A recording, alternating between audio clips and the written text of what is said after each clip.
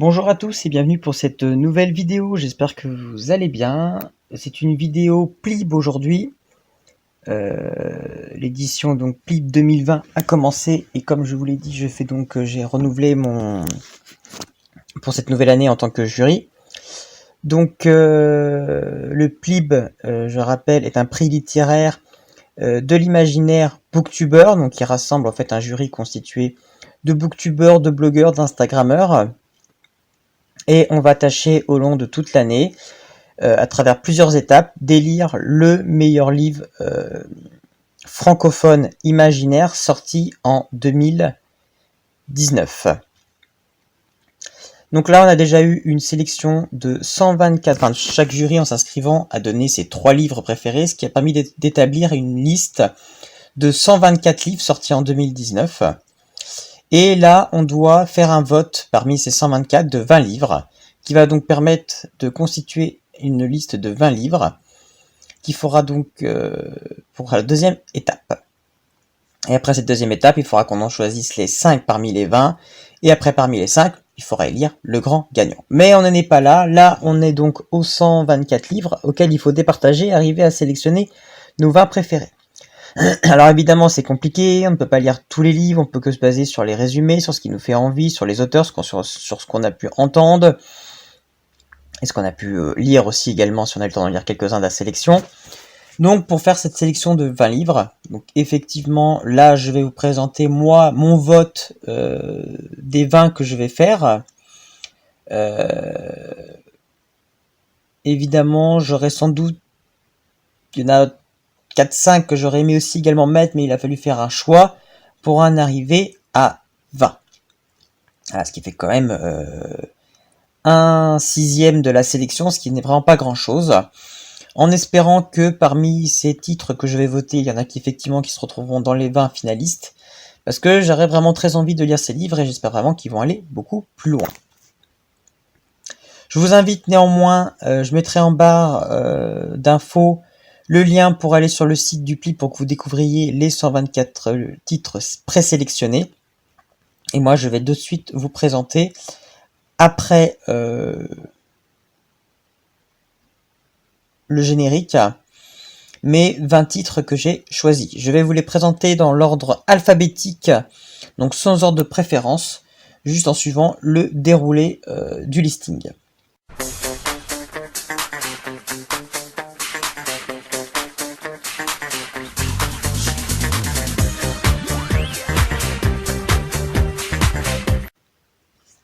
Donc pour commencer, j'ai choisi Agravel ou L'Envers du Temps de Maxime Herbeau aux éditions Issemptio. Alors c'est un livre déjà qui est sorti assez récemment, il me semble, j'ai plus la date précise. Je l'avais vu sur les réseaux sociaux, déjà sa couverture m'avait beaucoup intrigué, beaucoup intéressé. Issemptio est également des éditeurs que je connais mais que je n'ai jamais rien lu d'eux, donc ce serait également une occasion. Et j'avoue que le résumé m'a assez inspiré, je vais vous le lire. N'avez-vous jamais rêvé de remonter le temps, d'avoir la chance de tout recommencer ou de revivre ne serait-ce qu'une partie de votre vie différemment? L'Alecton est votre chance. À la veille de votre mort, 3 tickets pour l'Alecton vous sont offerts. 3 chances de refaire le voyage de votre vie. 3 chances de gommer à tout jamais vos amertumes. Lucien Gravel est un de ces heureux élus. Alors qu'il se rapproche inexorablement de la fin, aigri par la vie et alourdi de ses trop nombreux regrets, ces fameux tickets lui sont offerts. Seulement il ne soupçonne pas quelle merveilleuse opportunité lui sera représente. J'avoue que voilà, cette idée de pouvoir modifier peut-être des éléments de notre vie, je trouve ça intéressant. Donc ce fait quelque part de remonter le temps, j'ai hâte de voir un petit peu comment c'est traité. Le fait des tickets avec ce train sur la couverture, moi j'avoue que ça me fait penser à Galaxy Express 999 de Leiji Matsumoto. J'avoue que tout ça me donne très très envie de découvrir. Je trouve l'idée assez originale. C'est pas forcément voilà, c'est une idée assez simple en soi, mais pas forcément souvent traitée dans les romans que je lis. Donc j'ai envie de voir, j'ai plus vu ces aspects-là peut-être dans le cinéma. Donc j'ai envie de voir voilà comment ça a été tourné, comment c'est mis en scène. Donc je suis très intrigué par ce livre et voilà, c'est pour ça que je le mets dans mes 20. Ensuite, j'ai mis Hayden Jones, le tome 1, La Marque, de Catherine Loiseau aux éditions Hulu Éditions. Je vais commencer par vous lire le résumé. Londres 1880, quelques décennies après l'invasion de la ville par des elfes, dragons et fées, ces êtres magiques ne furent vaincus qu'au prix d'une guerre dévastatrice menée par les magiciens du Collegium. Eden Jones est un chasseur de Seaters, de ces lutins gnomes et autres pixies qui infestent encore les quartiers de Londres. Doté de pouvoirs magiques latents, il rêve d'entrer au Collegium qui forme les magiciens de la reine Victoria. La possibilité d'activer ses pouvoirs semble enfin à portée de main lorsqu'il apprend qu'une prime exceptionnelle sera accordée pour la capture d'un essaim de critters. Sa quête le mène alors dans les beaux quartiers où il croise la route de Grace Fairchild, une jeune noble qui va lui proposer un pacte inattendu, une rencontre qui l'amènera peut-être plus loin encore que ce qu'il avait prévu. J'ai hésité à mettre ce livre dans un premier temps, et déjà j'adore la couverture, l'univers a l'air assez intéressant, j'aime un peu l'époque qui va être mise, l'ère victorien, etc. Le côté surnaturel, monstre, qui n'est pas forcément pourtant ce que j'aime d'habitude, mais ce qui m'a fait en fait voter est assez intéressant parce qu'en fait c'est l'éditeur. Holo Édition, voilà, ont sorti l'année dernière pour moi le coup de cœur et le livre le mieux de 2018 qui était Forestel de Aline Maurice. Et je me dis que ça se trouve, voilà, Holo Édition ne sort pas des livres young adult tout le temps. Je crois que c'est que leur 3e dans leur collection et infini. Et donc je me dis qu'il y a vraiment un travail de recherche, d'analyse, ils ne sortent pas tout et n'importe quoi, donc je me dis que s'ils ont sorti ce livre de Catherine Loiseau et Eden Jones, c'est qu'il y a quelque chose, et que ça se trouve c'est quelque chose encore d'aussi riche que peut l'être Forestel. Donc c'est pour ça que j'ai très envie de découvrir ce livre, parce que je pense qu'il y a vraiment un univers qui est développé, et qu'on est vraiment transporté, c'est comme un tome 1, voilà, moi je suis très intrigué, et c'est pour ça que je l'ai mis dans ma sélection. Ensuite, je suis parti sur un livre aussi très magnifique qui va être en 4 tomes, où en fait chaque tranche est décorée, donc chaque tranche, l'autre côté de tranche et le côté page est décoré. Donc on va mettre les 4 tomes, ça va créer un dessin, les livres sont très bien décorés. C'est Moitié d'âme, chronique des 5 trônes, chez Gulfstream, éditeur de Hotel Auschkorn, désolé si j'écorce le nom, je ne sais pas forcément comment ça se dit. On va être vraiment dans la fantaisie sur ce livre. Je vous lis le résumé. La magie n'obéit qu'à un seul principe, elle ne peut s'exercer qu'à 2. Lingard le sait, elle a pourtant fui hors terre l'époux qui lui avait été imposé, renonçant ainsi à son pouvoir. Exilée au nord des terres, elle sera morte sans l'aide des caravaniers et de Rollon, un mage à l'esprit torturé. Épris l'un de l'autre, Ludgard et Rollon se déplacent en roulotte avec leur communauté dans l'hostile forêt de Silvery, ancien royaume des Fae de l'hiver. Mais l'équilibre de cette vie en cavale va complètement basculer, les obligeant l'un à l'autre à régler les dettes de leur vie antérieure. Car dans ce monde, tout se sait et tout se perd un jour. Les pouvoirs et leur amour suffiront-ils à les protéger? Là, vraiment, c'est l'univers qui a été décrit qui m'inspire beaucoup. Le fait qu'en fait, qu'il y a là un pouvoir, mais que ce pouvoir peut s'exercer qu'à 2, j'ai trouvé ça, cette idée très originale. On sent à travers le résumé, les mots utilisés, qu'il y a un réel univers. Il y a un petit côté, je trouve, un petit peu qui peut faire peut-être penser à Game of Thrones. Moi, voilà, je pense qu'il y a vraiment un univers très riche qui est développé, une vraie histoire.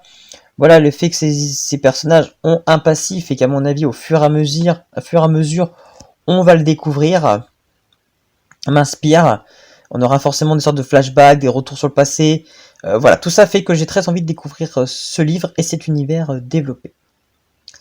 Je poursuis ma sélection avec Victor Dixon, que je n'ai jamais lu, je n'ai jamais découvert cet auteur, il fait beaucoup parler de lui, il est très connu pour sa saga Phobos.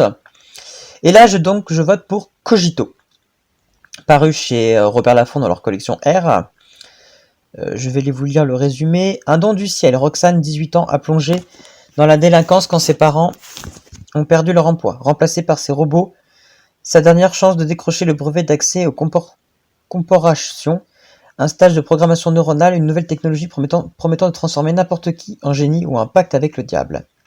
Pour les vacances de printemps, Roxane s'envole pour les îles Fortunées, un archipel tropical futuriste entièrement dédié au cyberbachotage. Mais cette méthode expérimentale qui utilise l'intelligence artificielle pour améliorer la substance même de l'esprit humain est-elle vraiment sûre? En offrant son cerveau à la science, Roxane a-t-elle vendu son âme au diable? Demain, l'intelligence artificielle envahira tous les strates de la société. L'ultime frontière sera notre cerveau. Donc là, j'ai voté pour ce livre, déjà pour découvrir Victor Dixon, également parce que du coup, là, on est dans un livre de science-fiction, et c'est pas forcément ce qu'on a le plus en young adulte. Et cette discussion qu'il peut y avoir, ce débat autour de l'intelligence artificielle, la place qu'elle doit avoir, voilà, cet lien entre nous et le cybernétique, je trouve ça intéressant, et j'ai vraiment envie de voir comment Victor Dixon a pu développer ça dans son livre. Donc je suis très intrigué et j'aurais très envie de le lire. Je poursuis avec un livre, pour ceux qui me suivent sur ma chaîne, que j'ai déjà lu, que j'ai déjà chroniqué dans une vidéo, donc je vous invite à aller la consulter. Il s'agit de Féline de Stéphane Servan, déjà présent il y a 2 ans avec Sirius, il avait été finaliste. Toujours aux éditions Le Rouergue, dans leur collection épique, que j'adore, bien évidemment, ceux qui me suivent le savent déjà. Je vous relis le résumé. Personne ne sait exactement comment ça a commencé, ni où, ni quand d'ailleurs. Louise pas plus que les autres. Ce qui est sûr, c'est quand les premiers cas sont apparus, personne n'était prêt, et ça a été la panique. Des adolescents qui changeaient d'un coup, les filles dont la peau se recouvrait d'eux, dont le sang c'était plus, et les capacités imaginables. Cela n'a pas plu à tout le monde. Oh non, c'est alors qu'elles ont dû se révolter, être des félines fières et ne rien lâcher. J'ai lu ce livre, donc comme je vous l'ai dit, je vous invite à aller voir la vidéo que j'ai fait. J'ai adoré ce livre, Stéphane Servan est un génie, il utilise la fantastique pour faire passer des messages, on a vraiment une histoire un petit peu à la X-Men, mais sur un côté beaucoup plus sur le thème de la tolérance, de l'acceptation de soi et des autres. Moi j'ai trouvé ce livre vraiment très très bon, et c'est pour ça que je ne pouvais que le mettre dans ma sélection. Comme d'habitude, les éditions Rouergue et Pic nous sortent des pépites. Ensuite, j'ai mis Fingus Malister de Ariel Hoss aux éditions Rajo. Je vais vous lire le résumé. Préparez une soupe de mandragore avec 120 g de sève de mandragore et 80 g d'or des fous. Mélangez les ingrédients dans un bocal à élixir et faites mijoter une journée à feu follet. Une fois la soupe terminée, il suffit de le répandre sur tout cadavre, prêt pour qu'il revienne à la vie en quelques minutes, et le rituel de zombification est accompli.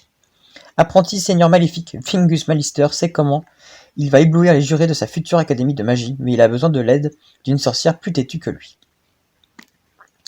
Donc pourquoi j'ai mis ce livre dans ma sélection? Tout simplement parce que déjà on retrouve Ariel Hoss qui a gagné le PLIB il y a 2 ans avec ses sœurs Carmine, qui pour moi est une magnifique trilogie. Là on est sur un ton beaucoup plus jeunesse, beaucoup plus enfantin. J'avais envie de mettre dans ma sélection un livre plus enfantin, vu qu'il y en a quand même quelques-uns dans les 124. Et c'est vrai que j'avoue que je pense qu'il est dans la veine du 3e tome des Sœurs Carmine, que j'avais trouvé beaucoup plus enfantin, mais néanmoins intéressant, parce que Ariel Hoss a une écriture et une patte et un style à lui, il sait jouer les mots, les jeux de mots. Donc je pense que ça peut être un titre très divertissant, c'est pour ça que je le mets dans ma sélection pour le découvrir. Ensuite, bien évidemment, je poursuis avec toujours Ariel Hoss, et oui, parce qu'Ariel Hoss est prolixe et écrit beaucoup de livres. Là, sur un livre beaucoup plus adulte, je pense. Il s'agit de L'âme vive, donc de Ariel Hoss aux éditions Naos. Donc de la même manière, je le mets dans ma sélection parce que... non, aux éditions Naos. Je le mets dans ma sélection parce que voilà, Ariel Hoss pour moi est un génie, et tous ses livres je pense sont très bons, et donc j'ai envie de le découvrir. On est sur en plus un thème un peu plus oriental, ce qui m'inspire aussi beaucoup. Je vais vous lire le résumé, on n'en sait pas beaucoup. Le vif d'argent coule dans leurs veines, les esclaves sont devenus les maîtres, la république d'obédience est née. 6 destins se croisent et se brisent comme des chaînes dans ce roman aux personnages complexes et humains, un récit d'aventure puissant, poignant et addictif sur la liberté et la lutte pour ses idéaux. Voilà, on nous parle de 6 destins qui se croisent, donc on peut s'attendre à un roman choral. Donc voilà, j'ai très envie de découvrir Ariel Hoss sur quelque chose à mon avis d'un peu plus adulte, donc ça m'inspire beaucoup. Je poursuis avec La tribu des désormais de Benjamin Desmarais aux éditions Rouergue dans la collection Épique, comme toujours, que j'affectionne. On est dans mon genre de prédilection, on est dans la science-fiction dystopique, sur une base de fin du monde, ce qui m'affectionne toujours. Je vous lis le résumé. Elias ne connaît rien du monde, juste son île et encore, seulement la moitié, celle qui est du bon côté du mur des ronces, un roncier immense infranchissable. De l'autre côté, personne n'y va, à cause des monstres, de la catastrophe et des dangers. Mais quand Elias comprend l'irréparable, comme il est irréparable, il est banni au-delà du mur. Le voilà projeté dans un monde où les règles ne sont plus les mêmes et la réalité pleine de mystères. Après des poings dans le ventre, pris de la pépite du roman à Montreuil, Benjamin Desmarais signe le premier tome d'un diptyque sombre et haletant. Donc voilà, on est vraiment sur un univers post-apocalyptique qui, moi, m'affectionne toujours. On est chez l'éditeur Rouergue Épique, que moi, j'adore tous leurs livres. Donc voilà, c'est moi qui j'ai voté pour ce livre déjà dans ma sélection des 3. Je ne pouvais que voter pour ce livre encore pour les 20 parce que j'ai vraiment très très envie de le découvrir. Ensuite, j'ai voter pour l'enceinte 9 chez Lynx Édition, un éditeur que je n'ai jamais lu, mais qui a souvent des titres qui m'inspirent au niveau du résumé, donc pourquoi pas, ça pourrait être l'occasion, de Ophélie Bruno. Je vous lis tout de suite le résumé. Chassée par une pandémie meurtrière, l'humanité a fui le monde. Les habitants de l'enceinte 9 vivent depuis un siècle repliés derrière leurs murailles. Ils ont perdu le contact avec les autres enceintes et la gestion. Le logiciel chargé de répondre aux besoins de chacun ne suffit plus à empêcher les ressources de s'épuiser peu à peu. Isa est une jeune surnuméraire. Née sans bon de naissance, elle doit travailler pour la collectivité dès ses 18 ans. Ses premières missions dans la police la confrontent à de nombreux incidents, les suicides de masse, des vols de nourriture. Y aura-t-il un lien avec le collectif Fin du Monde qui souhaite la mort de l'espèce humaine et a déjà anéanti des enceintes? La rencontre d'Isa avec l'ombre, la population non gérée, va tout précipiter. Comment sauver l'enceinte avant qu'il ne soit trop tard? Donc voilà, on est à mon avis dans une espèce un petit peu de huis clos, proche de la fin du monde. Il doit sûrement avoir des mystères autour de la création de ces enceintes. Voilà, beaucoup de questions qui peuvent se poser. Moi, ça me fait penser un petit peu à ce roman de young adulte, La Cité de l'Ombre, qui avait aussi un mystère. On sentait que l'enceinte, pour survivre, arrivait à sa fin, qu'il n'y avait plus de ressources, qu'il fallait faire quelque chose sans doute pour arriver à survivre et sortir au fait de cette routine. Et on sent qu'on est dans cet esprit-là dans Enceinte 9. Donc j'ai très envie de découvrir ce livre, je trouve, qui met vraiment une bonne atmosphère. Moi, l'univers m'inspire beaucoup. Je poursuis sans surprise, toujours avec les éditions Rouergue, aux éditions Épique, parce que j'aime cet éditeur. Et ce livre a fait beaucoup parler de lui. Et donc, il est dans ma palle et j'ai très envie de le lire. Il s'agit du royaume de Pierre d'Angle, de Pascal Cuiviger, ou Cuiviger, je sais pas trop. Je vous lis le résumé. 2 ans que le jeune prince Thibaut sillonne les mers avec son équipage. Fatigué et nostalgique, il se enfin à rentrer sur leur île natale, Pierre d'Angle. Mais pendant le voyage, une passagère clandestine se glisse à bord. Avec elle arrive la lumière et la tempête. La saga du royaume de Pierre d'Angle est un voyage bouleversant au cœur d'une histoire, celle d'une île, de son peuple et de leurs secrets les mieux gardés. Donc voilà, comme toujours, comme je dis, voilà, moi j'aime beaucoup ce que fait les éditions Rouergue dans leur collection Épique. Là aussi, on a l'impression qu'il y a un bel univers qui est développé. Il y a eu beaucoup d'échos positifs sur ce livre. L'univers un petit peu marin, pirate aussi m'inspire aussi beaucoup. C'est pas forcément ce qu'on voit le plus chez le young adulte. Donc voilà, moi j'ai très hâte de lire ce livre. Je pense que voilà, l'univers est riche et bien développé.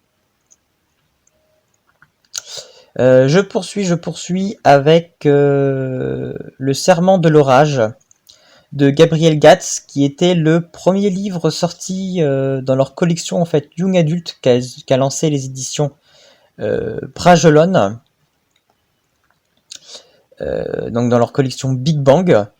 On retrouve Gabriel Gatz, qui est un auteur que j'entends parler depuis longtemps. C'est pas forcément le titre que j'avais envie de lire en premier de Gabriel Gatz, mais vu qu'il est dans le plib, je le mets. C'est un auteur qui fait beaucoup parler de lui. J'ai lu Gabriel Gatz seulement dans un livre pour Noël, donc dans un autre genre, mais qui était très bon. Donc voilà pourquoi je le mets dans ma sélection, parce que je suis très intrigué par cet univers développé par Gatz. Ils étaient 7 chevaliers sous un ciel d'orage. Morgien et Sinon, 2 jeunes chevaliers, la tête pleine de rêves, de gloire et de hauts faits, n'ont qu'une hâte, prouver leur valeur. Il n'hésite pas un instant lorsque le seigneur Edwin de Gore leur propose d'entrer à son service dans les Hautes-Terres. Des landes arides et occupées par une bande armée. Sans hommes ni moyens, les deux chevaliers devront faire face à l'adversité avec bravoure et honneur. Mais il plane en ces lieux une atmosphère sombre et malsaine. Alors que la demeure seigneurale devient le théâtre de morts inexpliquées, une forteresse macabre apparaît, à la faveur de la nuit. Les phénomènes inquiétants se multiplient, et bientôt, ni doute qu'une malédiction est à l'œuvre. Le diable approche et avec lui la fin du royaume. Voilà, on est dans de la fantaisie. Là aussi, à mon avis, il y a pas mal d'un univers riche qui est développé. Donc voilà, j'ai très envie de découvrir Gabriel Gatz à travers ce roman, Le Serment de l'Orage. Donc je poursuis avec Les Nocturnes de Tess Corsac aux éditions Lynx encore. Donc encore une fois, c'est une édition que j'aurais envie de découvrir. Là, on va être encore dans la science-fiction, dans un univers beaucoup plus sombre, je pense. Je vous lis tout de suite le résumé. 125 rouges, 125 verts, 250 amnésiques. Et combien de nocturnes? Nous avons cherché par tous les moyens à découvrir pourquoi nous étions enfermés ici. Si seulement nous avions su, aurions-nous quand même été jusqu'au bout? Nous avons cherché par tous les moyens à découvrir pourquoi nous étions enfermés ici. Si seulement nous avions su, aurions-nous quand même été jusqu'au bout? Un nom, un bloc, une couleur d'uniforme, rouge ou vert. Ce sont les seules informations dont disposent les 250 pensionnaires de la Croix d'If, entrés dans l'institut sans le moindre souvenir et sans opportunité de sortir. Ned Kalig est un rouge du bloc 3A. Il est le dernier à avoir vu Laura, une verte, avant sa mystérieuse disparition. Il se fait approcher par un groupe d'élèves, qui sont ces nocturnes, qui ont besoin de son aide et qui pensent que Laura avait découvert les raisons de leur présence dans l'institut. Rouge et Vert vont devoir collaborer pour percer le secret de la Croix d'If et d'échapper à l'administration, et parvenant-ils en apprenant qu'ils sont prisonniers pour des motifs différents. Donc voilà, on est dans un espèce encore là, dans une sorte de huis clos, il y a un mystère de pourquoi ils sont là. Ça me fait penser un petit peu à E-Live, la saga E-Live en fait, de Scott Sigler, quand ils se réveillent finalement dans ce tombeau, qu'ils savent pas où est-ce qu'ils sont et pourquoi ils sont là. Là, c'est un petit peu ça, voilà, ils sont amnésiques, ils sont enfermés dans cet institut, et ils vont forcément chercher à percer le mystère et à s'échapper. Donc je trouve l'idée très intéressante, assez originale, et moi j'ai très très envie de savoir finalement quel est ce mystère, et ces raisons en fait qui les poussent à être ici, et comment ils vont réussir à s'en sortir. Je poursuis avec, pour ceux qui me suivent, qui l'ont déjà vu sur ma chaîne à maintes reprises, L'estrange malaventure de Mirella de Flor Vesco aux éditions L'École des loisirs. Pour moi, ce livre, j'ai déjà fait une vidéo et je l'ai déjà dit, est juste génial. C'est une magnifique revisite du conte du musicien du joueur de flûte de Brême, d'Amelin. Je vous lis le résumé tel qu'il est donné. Moyen-Âge, les rats ont envahi la paisible bourgade d'Amelin. Vous croyez connaître cette histoire par cœur? Vous savez qu'un jour de flûte va arriver, noyer les rats en musique, puis les enfants d'Amelin? Oubliez ces sornettes, le véritable histoire est bien pire et c'est grâce à Mirella, une jeune fille de 15 ans que l'on a enfin compris. Jusqu'ici, elle passait inaperçue en ville qui s'intéressait à une porteuse d'eau, à une crève-la-faim, une enfant trouvée. Seulement voilà, Mirella a un don ignoré de tous, elle voit ce que personne d'autre ne voit. Par exemple, elle a bien repéré ce beau jeune homme en noir, qui murmure à l'oreille de ceux qui vont mourir de la peste, et ça lui donne une sacrée longueur d'avance, y compris sur le plus célèbre des ratiseurs de tous les temps. Donc comme je l'avais dit, voilà, on est sur un roman qui se dit d'une premier abord assez young adulte, ou assez jeunesse, mais finalement sur les thèmes abordés, sur la manière d'être narré, on est sur quelque chose d'assez beaucoup plus adulte finalement sur les tons. On n'hésite quand même pas à parler de viol finalement de cette époque où de la perception de la femme qui était vraiment considérée comme des femmes objets. Donc déjà voilà, on a ce ton très adulte. Le style d'écriture, on est vraiment sur un style assez ancien, donc qui peut rendre la lecture un peu plus compliquée, mais qui nous immerge encore plus dans l'univers de ce livre. Et la revisite est originale et très bien faite. Moi j'ai beaucoup aimé ce livre de Flor Vesco, c'est pour ça que je l'ai voté à la base dans les 3 et que forcément je le remets dans mon vote des 20. Et je vous invite fortement à aller le découvrir. Ensuite, je poursuis avec L'Imparfait, le royaume qui perdait ses couleurs, encore chez Gulfstream Editor, de Johan Elliott. Alors Johan Elliott est un auteur très prolixe qui a écrit beaucoup de livres, que ce soit pour adultes ou pour jeunes. Et je suis très intrigué par cet auteur, j'ai déjà 2 livres de lui que je n'ai pas encore lus mais que j'ai très hâte de lire. Donc forcément, en voyant qu'il était dans la sélection, je n'ai pas pu hésiter à le mettre, parce que je suis encore persuadé que ce livre est encore très bon, parce que Johan Elliott a toujours de très très bonnes critiques sur ses livres. et ça serait l'occasion de le découvrir enfin. Je vous lis le résumé. Comme à chaque année dans tous les villages du royaume de Jalipur, les enfants de 13 ans sont enlevés à leur famille par les messagers du palais. Pour débuter leur formation, les garçons intègrent la prestigieuse école des guerriers, et les filles se destinent à protéger la nature en pratiquant l'art de la magie ancienne des dames fées. L'enjeu est grand, seuls les meilleurs des novices poursuivront leur apprentissage. Les autres ne feront pas la fierté de leur entourage, mais Tyndall, bien malgré lui, va bouleverser les traditions et découvrir sa destinée qui dépasse de loin tout ce qu'il aurait pu imaginer. Et décidément rien ne va se passer comme prévu à Faerie. Une attaque est proche, menée par celui que l'on pensait déchu depuis les batailles sans merci. Tyndall devra relever de nombreux défis de son histoire et de son avenir pour lutter contre la malédiction qui dévore le royaume.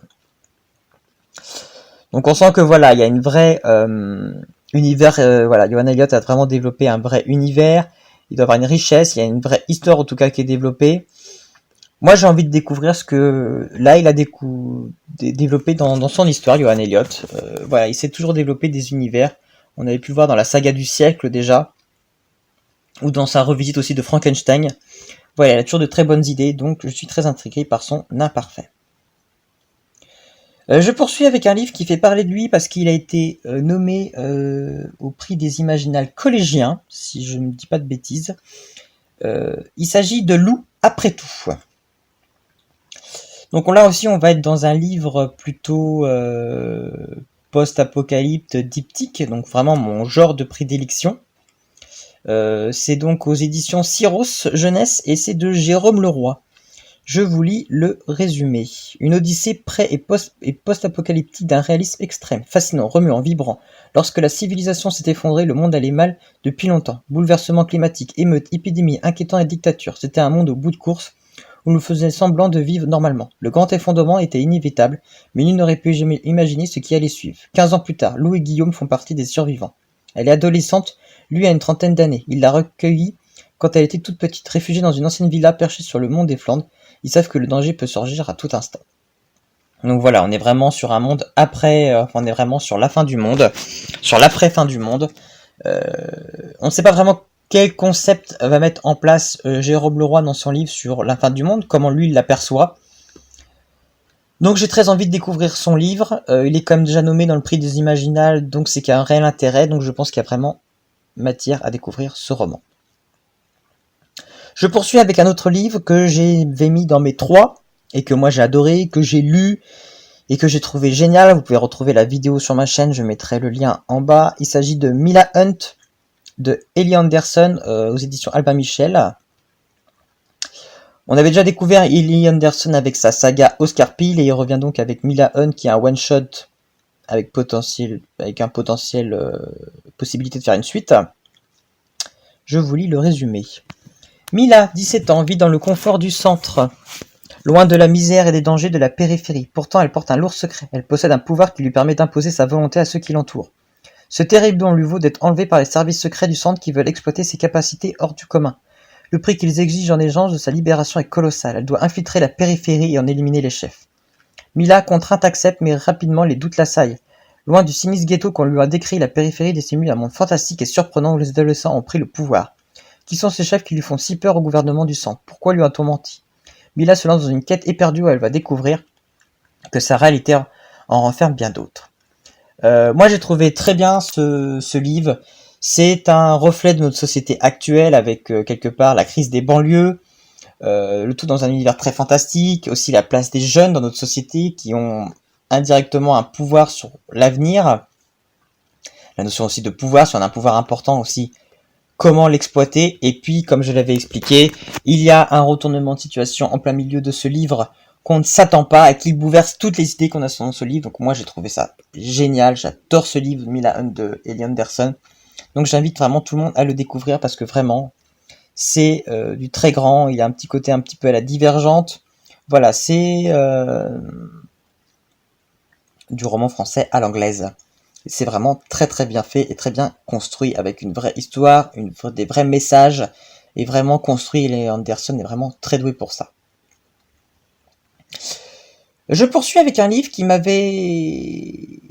que j'avais vu sur les réseaux sociaux, qui m'avait plu, parce que c'est un éditeur que je ne connais pas du tout. Il s'agit de Noir Absinthe, et c'est Mojuncha, tome 1, Panthère des Ténèbres de Sarah Pintado. Et ce livre a déjà une très belle couverture.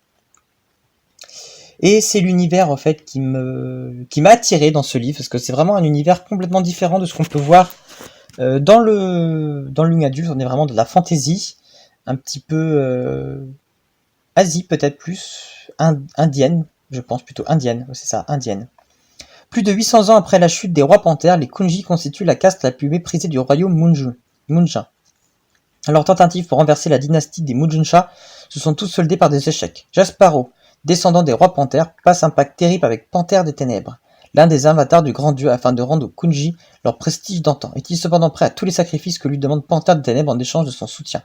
Et surtout, sert-il vraiment sa cause, ou n'est-il qu'un pion dans les luttes des avatars du grand dieu? Donc moi je suis très intrigué par cet univers, il y a vraiment un univers original qui va être dépeint. On est dans de la fantasy, quelque chose à mon avis, voilà, où finalement il peut être le pantin de force beaucoup plus forte au-dessus de lui. Voilà, moi je suis très intrigué et j'ai très envie de découvrir ce roman. Je poursuis avec un Pocket Jeunesse, Nous sommes l'étincelle de Vincent Villeminot. Vincent Villeminot qu'on a déjà pu découvrir dans de la dystopie. Et là je pense qu'il revient encore avec un dystopie aussi de fin du monde, mais on avait déjà pu le découvrir dans un des tomes de Ukat. Et donc là il revient avec un nouveau livre, je vous lis le résumé. Quand les tensions entre générations deviennent trop fortes, les groupes d'adolescents choisissent de rompre définitivement. Mais créer une société alternative est-il possible? C'était il y a longtemps.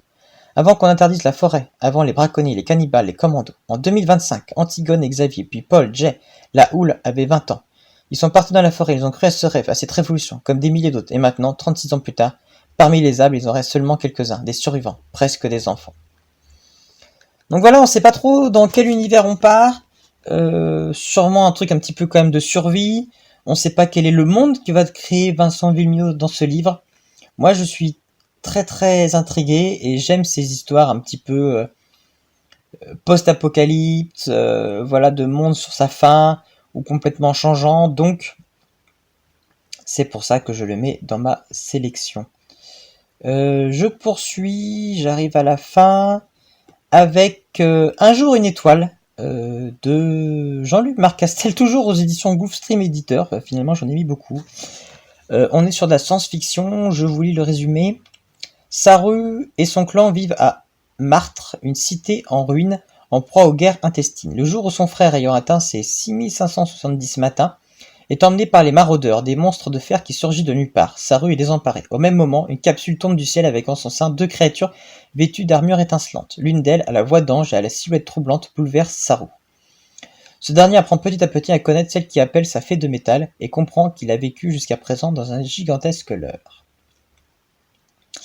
J'avais vu ce livre quand j'ai rencontré Jean-Luc Marcastel au printemps du livre de Montaigu. J'avoue qu'il m'avait pas forcément intéressé, j'avais plutôt préféré prendre autre chose de Jean-Luc Marcastel. Mais voilà, Jean-Luc Marcastel est un auteur, est un brillant auteur. Il sait narrer les histoires, il sait rendre vie aux mots.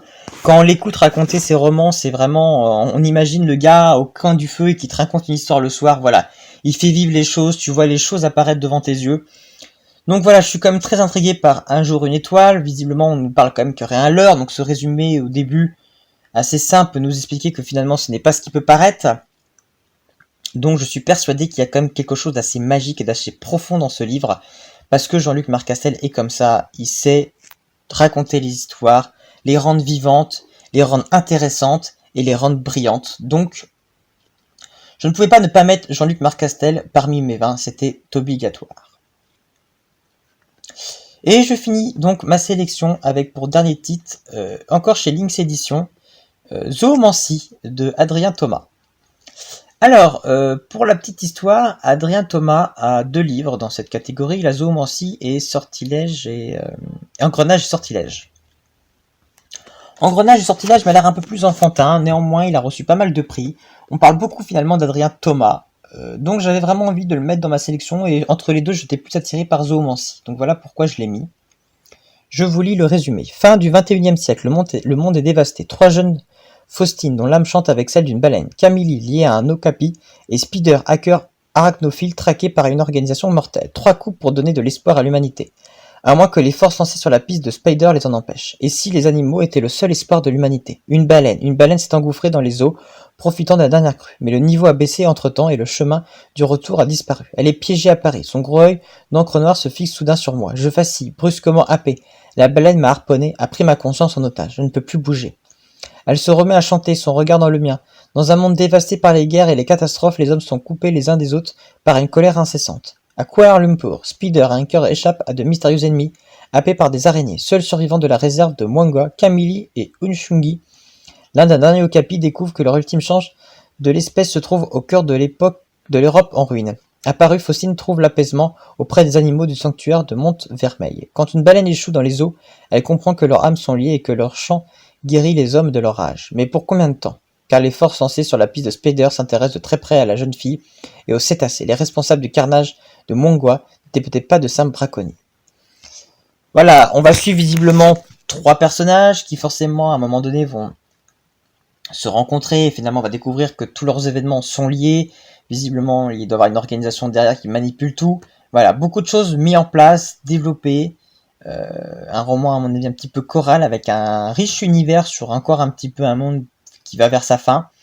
Moi je suis très inspiré par ce livre et j'ai très envie de découvrir Adrien Thomas qui est un auteur qu'on parle beaucoup en cette année 2019.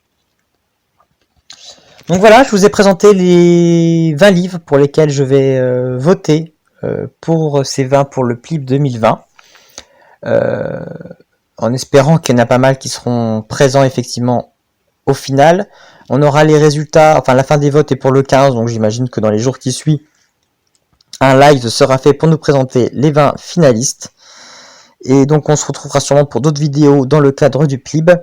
Néanmoins, je vous conseille, si vous avez envie de vous lancer dans l'imaginaire et à lire de l'imaginaire, je vous conseille de sélectionner, pourquoi pas un livre de mes 20 ou pourquoi pas un livre de 124 pour faire une entrée en matière dans ce genre littéraire. Voilà, merci à ceux qui auront pris le temps de m'écouter et puis on se retrouve bientôt pour une prochaine vidéo. À bientôt, à bientôt.